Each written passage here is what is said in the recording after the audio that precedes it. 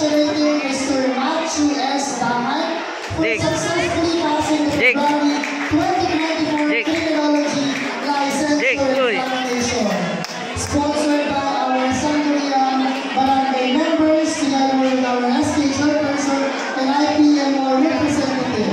May we request Mr. Matthew and of course, contact me and parents na samahan po ang mga anak to receive the recitation of commendation and congratulations. Again, congratulations.